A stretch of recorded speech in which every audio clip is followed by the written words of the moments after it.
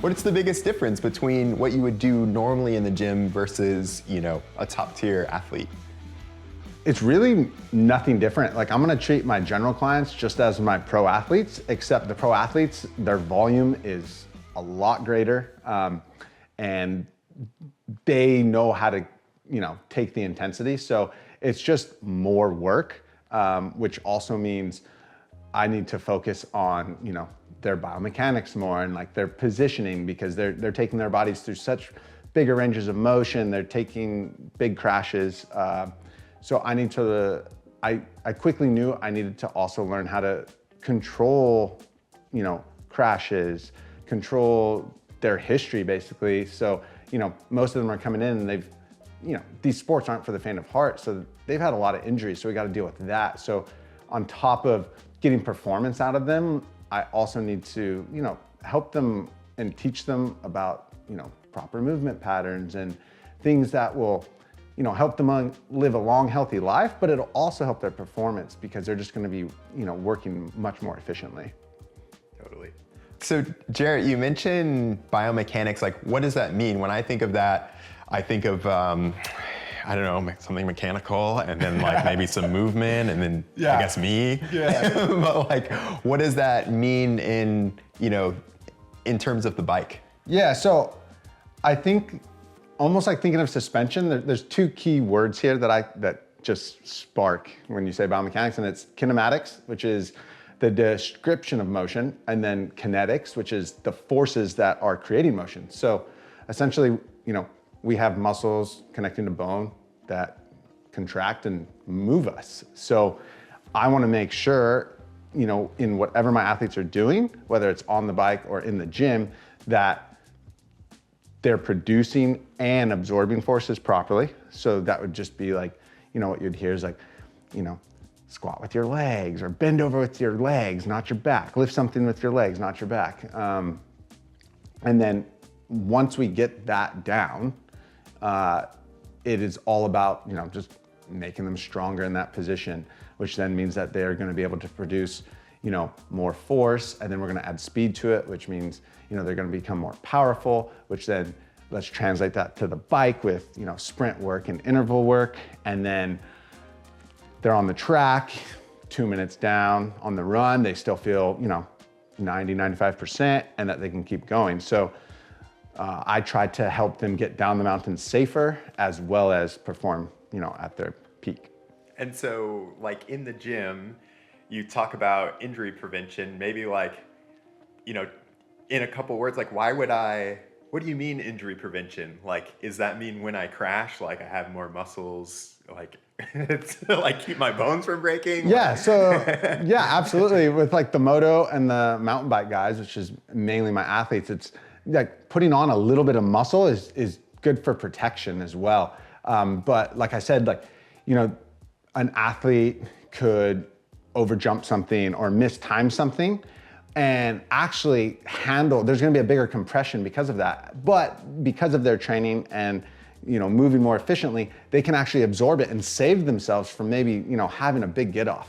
Yeah, I feel like everyone kind of like knows that feeling when you go through a compression and you like chest goes to the bars, and if I'm in shape, maybe I can do that push-up, but if I'm not, then that's me over the bars. Yeah, so yeah, exactly. Like, would you train, are there exercises specifically for that? Because like, I feel like when I was first starting, I thought like I should just do a bunch of push-ups. Like, what is the difference between a correct exercise and just like doing a push-up or doing a deadlift, or like, why couldn't I just do a bunch of pull-ups to work up my arms and get that strength?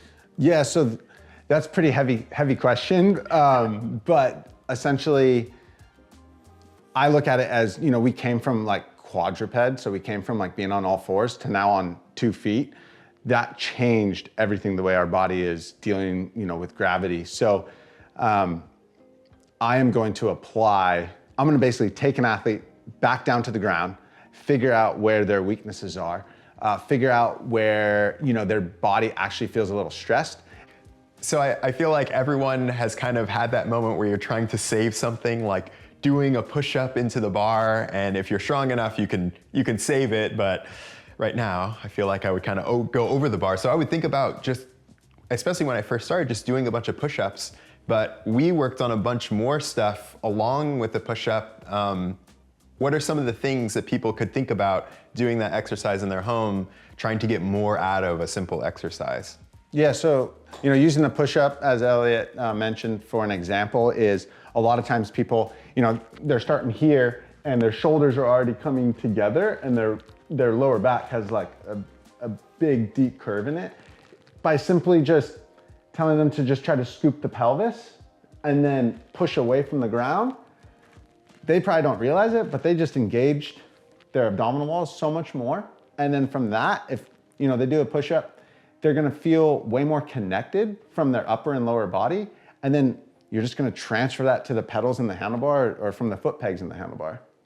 And so it's really like thinking about these exercises that are like, I think of a push-up working on my arms, but then like you're saying tighten the core, help them find it. Yeah, right. Yeah. Help them find it. On the bike, it's all the same, right? Like when I'm riding, I can't be like a noodle coming down. Like I want to have that same hip tuck on the bike, that attack position. Yeah, and you're not, I remember with you, it's like, don't think about that while you're riding. Like that's what the gym's for. Yeah. And it's like, you don't have to be riding in that, position necessarily, but it's like when the time comes and you have to react, right? Because we're a reactive mechanism. As soon as you have to react to it, you got it. Yeah. And it's just natural, you don't even have to think about it. Yeah, and I feel like that's one of the things too, is like that people end up working, I'm super guilty of this, is like working out things that you can get on the bike. Like a lot of people think about working out the legs, but you're kind of saying, what are the things I can get on the bike? Do that on the bike. And then in the gym, kind of focus on the things that I maybe can't get on the bike. Exactly. So it's all about just countering. So I'm going to, I'm not going to really find that on the bicycle. I'm just going to find it in the gym. I'm going to put you on a table and I'm going to see what your body can and cannot do. And so what are some of the things that I would, like a typical bike rider would need to counter? Like what would I need to counter and how could I? The biggest thing hands down is almost every rider I ever have gotten to work with, they're just super hyperextended. So they're way deep into their back. Their shoulder blades are always kind of, in this passive position where they're like coming together. So I look at it as like they're already in a compressed state, but instead of being compressed in their front side, they're compressed in their back. And so is that just like the way that I counteract that? Is like just with that push-up? Could I do that with the push-up? Absolutely, yeah, definitely. Like no exercise is wrong. It's just like the little tweak. So in that push-up example, getting the pelvis under you, the upper hamstring is what's allowing that to occur. And then that extra little push away from the ground is just getting the deeper abs, not the six pack, but the ones that actually integrate the rib cage and the pelvis together. And that creates that stability that you're looking for. Yeah. What is like the biggest mistake like that you see? You train a ton of cyclists and like from beginners to World Cup winners. What is the simplest thing that people out there could fix like right away, like today, in the gym maybe? I think the biggest thing is understanding that their core, the deepest core muscles are exhalator muscles. And if you are not incorporating your breath with your ab work, you're not getting the most out of that. And you got to remember that you're transmitting force from the center of your body out to your limbs. So if you're not incorporating the breath, you're already at a loss. And so like, is that just, like if I'm pushing up, is that just a in and then out? Or like, what do you mean by incorporating the breath? At the top of your push-up, you take a nice breath in, and with that pelvis position and rib cage position, your lungs will expand 360 degrees, and you will feel a compression in your abdominal wall. From that, you'll drop down, and then as you push up, you'll blow all the air out, and it'll just be like this punch to the core, and the power will just transmit throughout the rest of the body. So not only, you should automatically feel a little bit more stable and stronger in that push-up, but you're probably gonna add a little more speed to it as well. Yeah, and it's not a power leak, they would say. You're taking the power leaks out of the equation. Right, and it's fascinating, and I remember this like over all the years that we worked together. it was all about the core. Like, I think we all think of cycling as being like such a leg sport, but like you were mentioning the power leak of, if I'm a noodle here and hyperextended, then my legs are actually gonna be less powerful. Yeah, exactly. You're gonna lose the, you're gonna lose the glutes and the hamstrings, and then just be more, quad dominant, and it just feeds that forward pelvic position, which draws you deeper into your back. So the biggest thing is the core is not just your abs. I treat the body as one system, and the core is just the whole thing. Because if you lose that, like I said, you're just not gonna transmit throughout the rest of the body. I remember one of the things that you taught me, especially when we were starting, is like being in the gym with bad form can a bunch of the time like do more harm than good. And so like, what do you kind of mean by that? Yeah, so essentially, we'll keep going with this back, this heavy back extension example.